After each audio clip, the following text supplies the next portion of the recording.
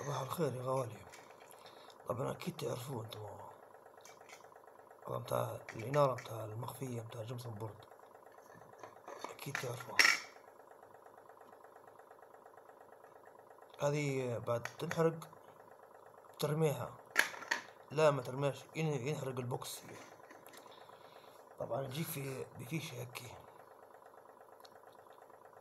تمام، تقطعها الفيشة دي، يطلع لك خيوط، تجمع البيض الأسود مع الأبيض هذا هيكي، وتجيب ثلاث ظروف أربع ظروف كيف تبي انت. بعدين طبعا تجمعها لبعضها هيكي، الأرضيات مع بعضها، وفي واحد لد وواحد الإنارة جانبية، وتجمع الأحمر مع بعضها. لا استنى، مش 220، 12 محول ضي 12 وواحد ونص أمبير. ركب محول يا حبيبي.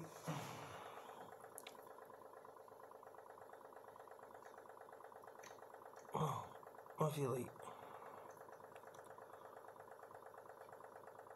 والفاضي يذكر الله. ايه قصدي ديرها والناس ديرها هين حاجة تستفاد بيها، ما تعزقها.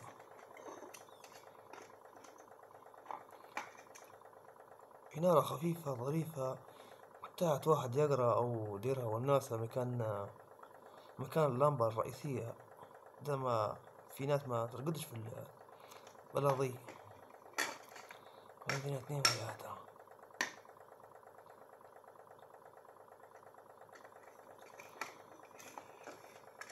والفاضي يذكر الله، والفاضي يذكر الله. تحياتي للجميع.